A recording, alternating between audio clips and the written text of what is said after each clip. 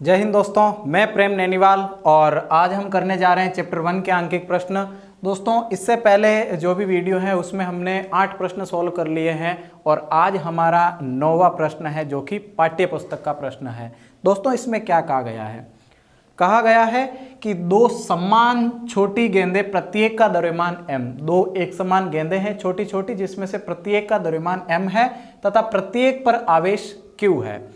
इनको सिल्क के धागे से और धागे की लंबाई ध्यान रखिएगा L मान के आपको चलना है। प्रश्न में कहा गया है चित्र के अनुसार लटकाई गई है, इनके मध्य दूरी x व धागों के मध्य कोण 2 theta is equal to 10 degree है। तब साम्य अवस्था की स्थिति में दूरी x का मान आप क्या कीजिए ज्ञात। दोस्तों, इस प्रश्न में आपसे ऐसा कहा गया है कि कोई दो गेंदें हैं, ये चित्र इसमें दे रखा है।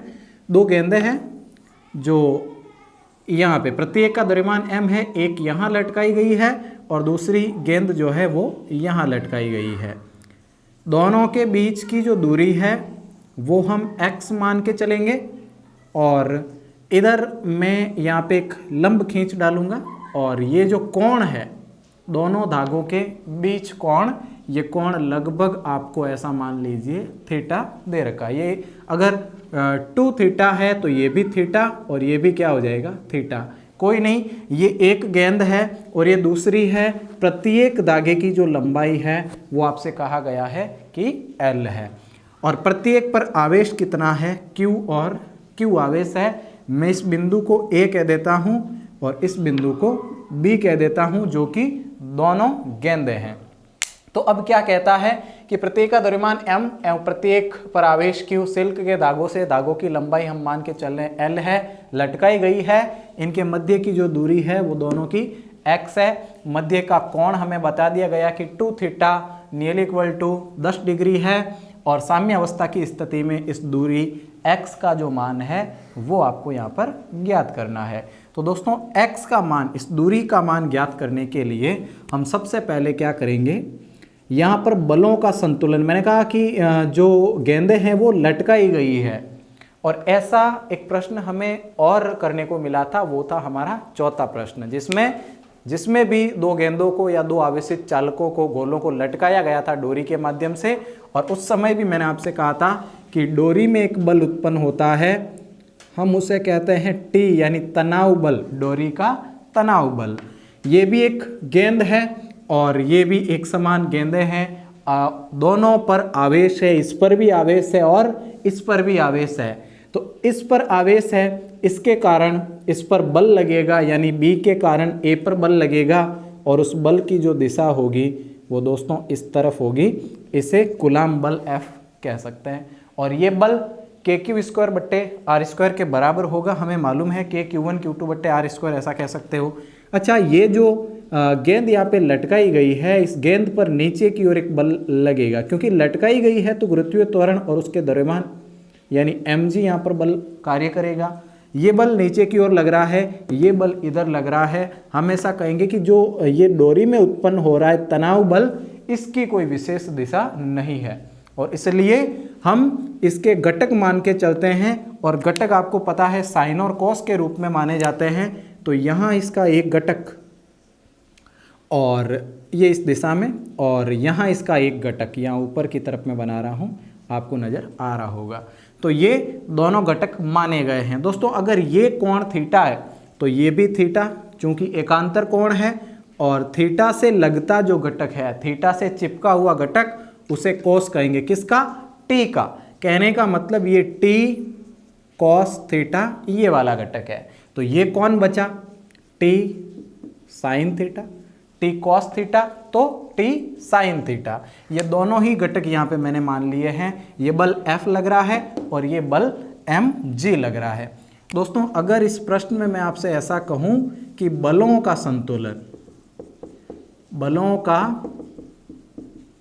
संतुलन, देखिएगा किस प्रकार से हम यहाँ पे x का मान ज्ञात कर लेते हैं। बलों का संतुलन, क्योंकि यहाँ पे एक चीज हमें बता दी गई कि अनुसार लटकाई गई है, चित्र के अनुसार लटकाई गई है, तो हमें बलों का संतुलन करना जरूरी हो गया।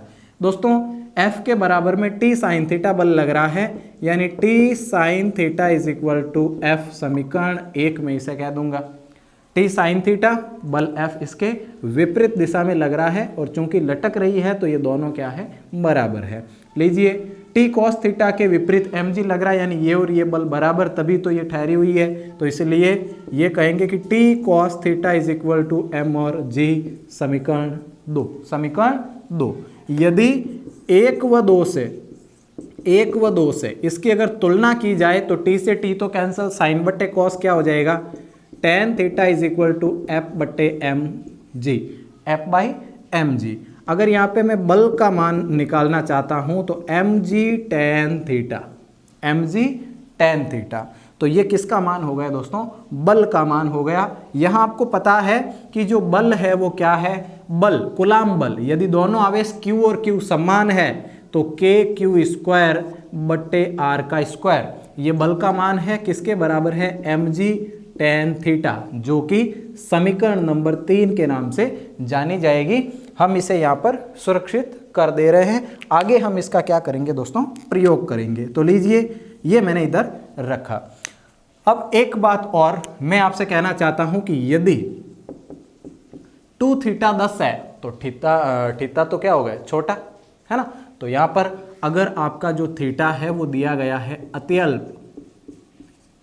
अत्यल्प है वो, अगर तो आप उसे नगण्य मान सकते हैं। और यदि ये थीटा बिल्कुल कम है तो आप tan न कह करके इसे साइन भी कह सकते हैं, क्योंकि साइन की कैलकुलेशन हमारे लिए आसान होती है। तो यदि ये बहुत छोटा है, अगर थीटा नगण्य है, तो मैं tan के बजाय साइन भी तो कह सकता हूं। और यदि साइन कहा गया तो आपको अच्छे से मालूम है कि साइन थीटा जो है वो लंब बट्टे क्या होता है दोस्तों, कर्ण होता है, लंब बट्टे कर्ण। लीजिए साइन थीटा लंब बट्टे कर्ण है। लंब बट्टे कर्ण का मतलब यहाँ पे, लंब का मतलब क्या है, कोई सा भी त्रिभुज लेऊं, भले ये लेऊं और भले ही ये वाला लेऊं, तो थीटा के सामने वाली भुजा यानी ये क्या होगा, इसका लंब होगा। हमें पता है कि यहाँ से यहाँ तक कंप्लीट कितना है, x, मतलब यहाँ से यहाँ तक x बाई 2 और यहाँ से यहाँ तक भी x बाई 2, भाई कंप्लीट यहाँ से यहाँ तक अगर x है तो ये x बाई 2 और ये भी x बाई 2, तो इसका लंब जो है वो मेरे पास x बट्टे 2 ये मिला है। बट्टे कर्ण की बात कही जा रही है, तो कर्ण कितना है, कर्ण ये जिसे हम l कह रहे हैं, तो ये लीजिए 2l यानी x by 2l sine theta का मान। तो अब ये साइन थीटा का जो भी मान यहाँ पे हमें मिला है, यदि इस मान को, ये मैंने कैलकुलेशन करके जो मान निकाला है, इस मान को यदि यहाँ रखा जाए तो फॉर्मूला क्या बनेगा। तो समीकरण 3 से क्या लिखोगे, समीकरण 3 से, और समीकरण 3 आपसे कह रही है कि क्यू स्क्वायर बट्टे आर स्क्वायर बराबर mg tan थीटा। tan की जगह हमने साइन मान लिया, तो साइन, अगर साइन का मान x बाई 2l रखेंगे तो क्या होगा, देखें पहले तो मैं यहाँ पे f का मान लिख रहा हूँ कि k क्यू स्क्वायर बट्टे r का स्क्वायर बराबर आपके पास है mg, tan का मान साइन और साइन की जगह x बाई क्या रखेंगे 2l, यानी mgx बटे 2 और क्या हो जाएगा l, ये इसका मान होगा। तो इसे इस रूप में भी लिख सकते हैं mgx बटे 2l। दोस्तों क्या चाहिए, चाहिए हमें x का मान, किसका मान, x का मान। तो x निकाल लेंगे, पक्षांतर इसका कर देंगे, है ना। और दूरी भी आपको पता है कि यहाँ कुलाम के अनुसार जो दूरी हम लेने वाले वो r होती है, लेकिन यहाँ दोनों आवेशों के बीच की दूरी क्या मान के चल रहे x, तो क्यों ना x का स्क्वायर ले लीजिए, किसका, x का स्क्वायर। और हमें x ही तो चाहिए, दूरी ही तो चाहिए, r माना होता तो r लेते, x माना है तो लास्ट तक x लेते हुए चलना है। तो लीजिए यदि मैं इसका पक्षांतरण करता हूँ और इस x क्यूब को इधर अंश में लेके आता हूँ, तो आप इसका पक्षांतरण कीजिएगा किस तरीके से आता है। मैं इसे लिखता हूँ कि यदि इसे इस रूप में करेंगे तो हमें क्या मिल जाएगा, x और x यानी x का क्यूब, स्क्वायर को मैंने उधर भेज दिया। अच्छा ये हर में ये अंश में आ गया, तो अब आपके पास क्या बचेगा, एक तो बचेगा k, सबसे पहले जिसे लिखना होता है क्यू स्क्वायर बचेगा, और क्या बचेगा के क्यू स्क्वायर, और आपके पास बट्टे क्या हो जाएगा mg, के क्यू स्क्वायर, और क्या बचेगा 2 और l, तो बट्टे आपके पास क्या होगा m और g। यदि यहाँ पे इस मान को खोला जाए, k को खोला जाए, तो क्यू स्क्वायर 2l बटे 4 पाई एप्सिलॉन 0 m और क्या होगा जी, 4 पाई एप्सिलॉन 0 m और g। आप इसका पक्षांतरण करके देखें और एक्स क्यूब का जो मान है वो इतना आया है। अब हमें क्या चाहिए, x यानी बीच की दूरी, दोनों के बीच की दूरी x का क्या ज्ञात करो, मान ज्ञात करो। यदि यहाँ पे x के बराबर में स्थिति ली गई तो क्यू स्क्वायर 2l यानी लंबाई बट्टे 4 पाई एप्सिलॉन 0 mg, और यदि इस क्यूब को उधर भेजा गया तो घात 1 बट्टे क्या हो गई 3। तो ये इस x का क्या होगा दोस्तों, मान होगा, जिसका आपको ध्यान रखना है। अब इस प्रश्न में वापस से एक बार देखो हमने क्या किया। सबसे पहले तो ये बोला गया कि गेंदें लटका दी गई है, तो लटकाई गई है तो हमें बलों का क्या करना पड़ेगा, संतुलन करना पड़ेगा। तो इसके कारण इस पर एक बल कार्य करेगा, कूलाम बल, और वो कूलाम बल F उधर की साइड, तो मैंने इसको रखा। लटकाई गई है तो नीचे की तरफ बार लगेगा mg, वो मैंने इधर रखा। उसके बाद अब चूंकि डोरी में तनाव बल T उत्पन्न हो रहा है लेकिन उसकी कोई विशेष दिशा नहीं है, जिसके कारण मैंने यहाँ पर एक घटक कॉस और एक घटक साइन माना। बलों का संतुलन किया तो ये बल इसके बराबर और ये बल इसके बराबर, दोनों ही एक दूसरे के बराबर करके जब इनकी तुलना की तो tan थीटा जो आपको मिला वो F बट्टे क्या मिला, mg मिला।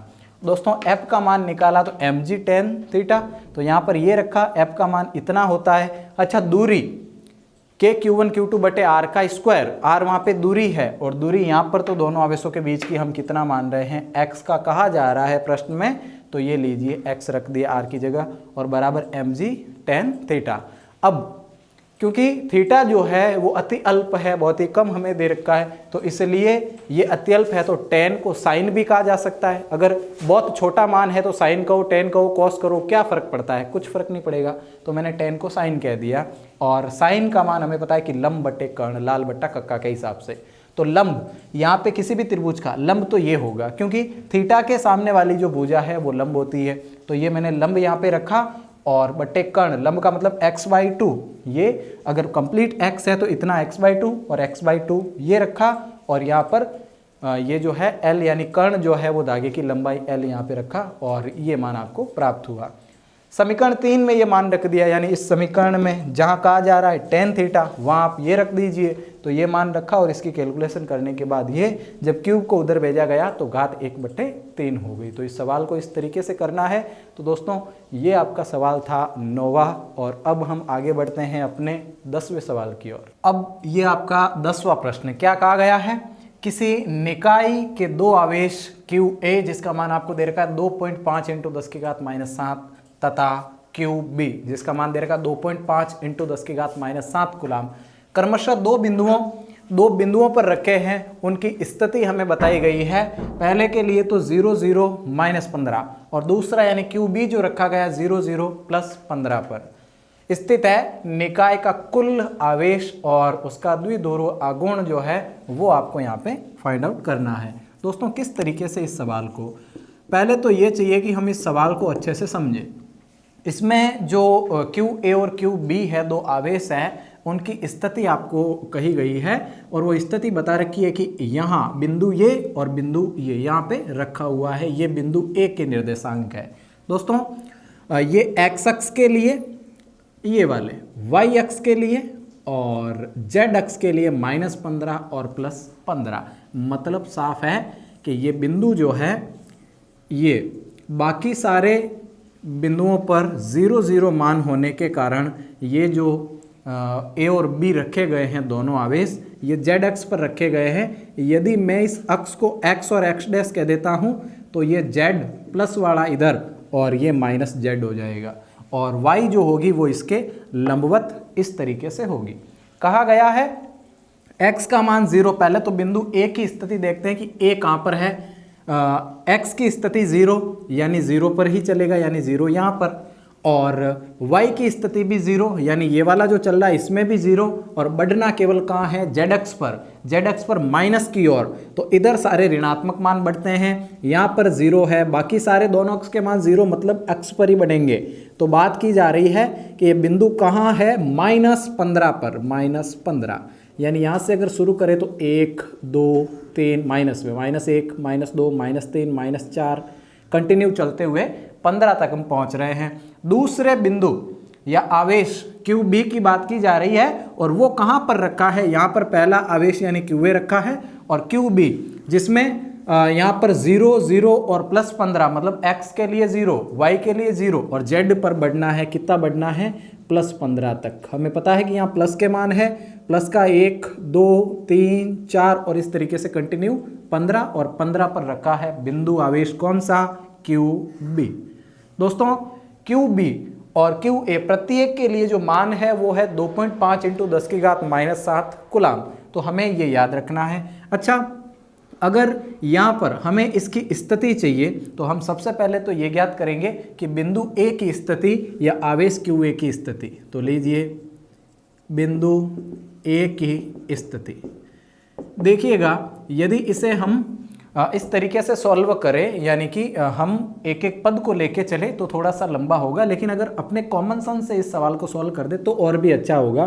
दोस्तों ये बिंदु 0 है, 1 2 3 4 और लगातार कितना, 15, यहाँ से यहाँ तक 15 सेंटीमीटर, अगर हम सेंटीमीटर वाला पैमाना ले रहे हैं तो, और यहाँ से यहाँ तक 1 2 3 4 और कहाँ तक 15 तक, यानी यहाँ से यहाँ तक भी 15 और 15 यानी टोटल यहाँ से यहाँ तक आवेशों के बीच की दूरी कितनी हो गई, ये 15 और ये 15 सेंटीमीटर। भले ही माइनस में बढ़ रहे हैं लेकिन गैप तो 15 है, कहने का मतलब ये दूरी भी 15 और ये दूरी भी 15, यानी टोटल दोनों आवेशों के बीच की जो दूरी है, दोनों आवेशों के बीच की दूरी, वो दूरी है कितने सेंटीमीटर, 15 और 15 कितना, 30 सेंटीमीटर। 15 और 15 30 सेंटीमीटर, ये उसकी स्थिति है। ये बीच की दूरी हो गई। अगर बीच की दूरी हमें पता है 30 सेंटीमीटर है तो दोस्तों ये भी पता है कि द्विध्रुव आघूर्ण पूछा है और P = Q × क्या होता है, 2A। 2A का मतलब दूरी, यहाँ 2 का मतलब 2 नहीं है बल्कि 2A पूरी क्या है, दूरी, आप इसे R भी कह सकते हैं। लीजिए P Q हमारे पास प्रत्येक आवेश कहा गया है और दोनों में से कोई सा भी आप लेते हो, 2.5 × 10⁻⁷ इंटू दूरी 2A मतलब कितने सेंटीमीटर, 30 सेंटीमीटर। यदि आप इसे बदलोगे किसमें, मीटर में, तो 30 × 10⁻- में कितना हो जाएगा, 2 हो जाएगा, या फिर 0.3 कह लीजिए तो भी सही है। तो 0.3 लिख लीजिए, 0.3 मीटर, मीटर में बदल के लिखना है। गुणा करोगे तो 2.5 कितने हो जाएंगे, 7.5, यानी कि 7.5 × 10⁻⁷ 0.75, या आप कह सकते हो यहाँ पर कि अगर 7.5 × 10 करोगे तो माइनस में क्या हो जाएगा, 8। ये इस सवाल का आंसर इतने में से हो सकता है, लेकिन अगर आप पदवाई करना चाहते हो तो बिंदु A की स्थिति, अगर उसका स्थिति सदिश आप निकालना चाहते हैं, A का स्थिति सदिश RA। दोस्तों स्थिति सदिश और Z अक्ष की बात की जा रही है, मतलब K कैप यहाँ पे आ जाने वाला है और R इसका स्थिति सदिश के लिए कह रहे हैं, और स्थिति सदिश कहाँ है, -15। तो RA के लिए ये कहूँगा कि -15 कौन सा कैप, K कैप, ये इसका स्थिति सदिश हो जाएगा। अच्छा, बिंदु B के लिए अगर कहा गया, बिंदु B की स्थिति, बिंदु B की स्थिति के लिए RB = प्लस के 15, लेकिन Z अक्ष पर होने के कारण कौन सा कैप, K कैप। अगर Y पे होता तो J और X पे होता तो I कैप कह देते। खैर Z की बात की जा रही है, मैंने यहाँ पे K कह दिया। अगर मैं यहाँ पे RAB निकालना चाहता हूँ, यानी कि इसका स्थिति सदिश, तो मेरे को करना पड़ेगा RB में से RA में से RB घटाना पड़ेगा। तो लीजिए अगर RAB आपको चाहिए तो आप क्या करेंगे, माइनस के 15, या ले लीजिए प्लस के 15 माइनस के 15, ये ले लीजिए B-A अक्सर हम करते हैं, B-A, BA, RBA है ना। तो 15 माइनस के 15 K कैप और इधर भी क्या है, K कैप। तो आप ये करना चाहते हैं तो माइनस माइनस प्लस हो जाएगा, यानी 15 K cap plus 15 K cap, कहने का मतलब 30 K कैप, ये हो जाएगा RAB के लिए मान। कितने K कैप, 30 K कैप। अगर आप इसका परिमाण निकालना चाहते हैं, परिमाण का मतलब RAB और ये परिमाण, तो क्या हो जाएगा, यहाँ पर √30 का स्क्वायर से रूट कैंसल, मतलब 30 सेंटीमीटर। कितने सेंटीमीटर दूरी, 30 सेंटीमीटर। आप इस दूरी का मान रखते हुए इसे सॉल्व कर सकते हैं। हमें पता है कि द्विध्रुव आघूर्ण जो है वो Q इंटू 2a, 2a यहाँ पे दूरी को शो कर रहा है। तो दोस्तों Q का जो मान है ये पड़ा, दोनों में से कोई सा भी रख दीजिए, तो 2.5 इंटू 10⁻⁻7 इंटू 30 सेंटीमीटर मतलब 0.3 मीटर। आप इसे करेंगे तो 7.5 इंटू 10⁻⁸ ये आ जाएगा इसका मान। किसके लिए?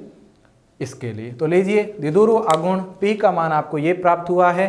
किस तरीके से किया? द्विध्रुव आघूर्ण के फॉर्मूले में हमने मान रखा, लेकिन इससे पहले इसकी स्थिति को ज्ञात करके हमने बीच की जो दूरी है उसका पता लगाया। लेकिन ये तो तय बात है कि इधर माइनस में 15 और इधर प्लस में 15, अगर दोनों बिंदुओं के बीच की दूरी पूछी गई तो ये 15 और ये 15 कितनी हो जाएगी? 30। इसे सॉल्व करने की भी जरूरत नहीं होगी। आप ऐसे प्रश्नों को देखते हुए भी इसे सॉल्व कर सकते थे। तो ये हुआ आपका 10वां प्रश्न और अब हम आगे बढ़ते हैं अपने 11वें प्रश्न की ओर। अब दोस्तों आपका 11वां प्रश्न। 11वां प्रश्न क्या कहता है?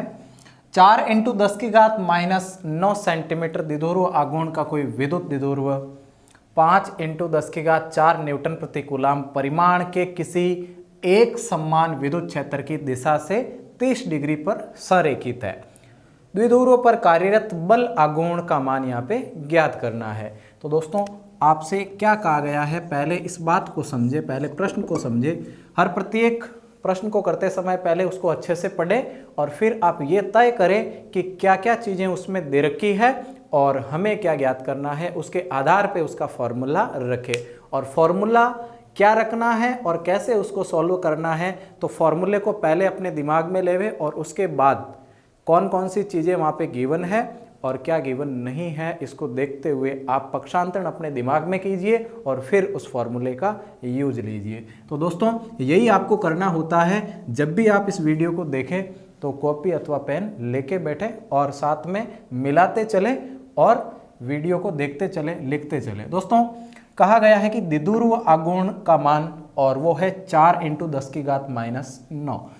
द्विध्रुव आघूर्ण को हम P से रिप्रेजेंट करते हैं जो कि 4 इंटू 10⁻⁹ सेंटीमीटर के रूप में दे रखा है और विद्युत द्विध्रुव 5 इंटू 10⁴ न्यूटन प्रति कूलाम परिमाण के किसी एक समान विद्युत क्षेत्र। अब इसको ऐसे पढ़ना है, यहाँ से विद्युत द्विध्रुव 5 इंटू 10⁴ न्यूटन प्रति कूलाम परिमाण के किसी एक समान विद्युत क्षेत्र, मतलब विद्युत क्षेत्र का परिमाण कितना है?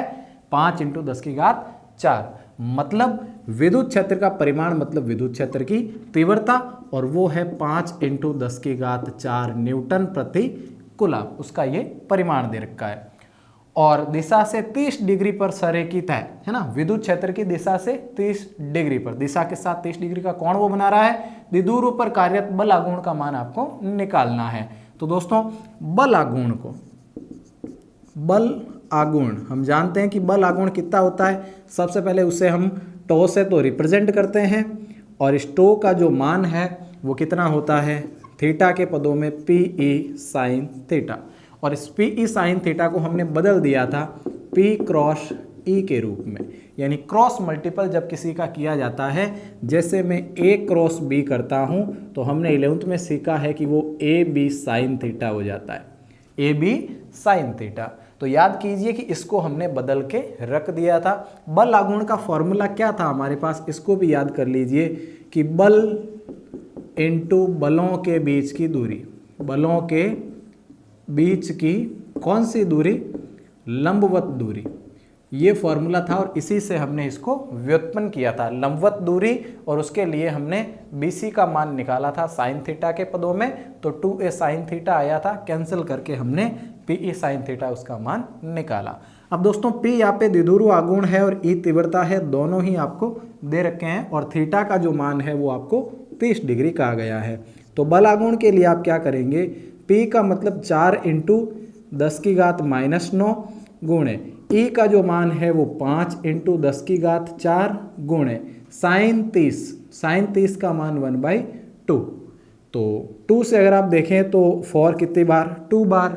2 को 5 से मल्टीपल किया तो टो इज इक्वल टू 10 हो गया, इंटू 10⁻⁹ और 10⁴ 4 तो कैंसिल हो गए माइनस के प्लस से, तो कितना बचा 10 की घात माइनस के 5। 10 इंटू 10 की घात माइनस 5 ऐसा भी कह सकते हैं, और आप टो के लिए ये कह सकते हैं कि 10 की घात माइनस 4। 10 की घात माइनस 4 टो यानी बल आघूर्ण। मात्रक क्या होता है? बल का मात्रक हम कह सकते हैं कि न्यूटन, और दूरी का मात्रक मीटर। तो newton into metre, newton into क्या होगा? मीटर। तो ये इस बल आघूर्ण का क्या प्राप्त होता है? मान। तो इस तरीके से 11वें प्रश्न में, यानी हमारे इस चैप्टर का जो अंतिम टॉपिक है, हम कह सकते हैं कि बल आघूर्ण, और बल आघूर्ण टॉ के लिए फार्मूला पी साइन थीटा हमने व्युत्पन्न किया, या सदिश रूप में अगर बात की जा रही है तो पी क्रॉस ई के रूप में हमने इसे देखा था। अब यहाँ पे जो पूछा गया है यानी टॉ पूछा गया है, तो हमने मान रखा और बहुत सिंपल तरीके से इसको क्या कर दिया? सॉल्व कर दिया। बस इसी तरीके से आपको चलते रहना है। दोस्तों, अगर ये वीडियो आपको पसंद आ रहे हैं तो आप इन्हें लाइक कीजिए और ज़्यादा से ज़्यादा इसे शेयर भी कीजिए, ताकि अधिकतम बच्चों को इसका लाभ मिल सके। तो आज के इस वीडियो सेशन के लिए इतना ही। मिलेंगे अगले वीडियो में, और अपने ये जो प्रश्न है यानी कि चैप्टर 1 के आंकिक प्रश्न, उसको हम आगे बढ़ाएंगे और जानेंगे कि वो क्या है। तब तक के लिए दोस्तों पढ़ते रहे। धन्यवाद।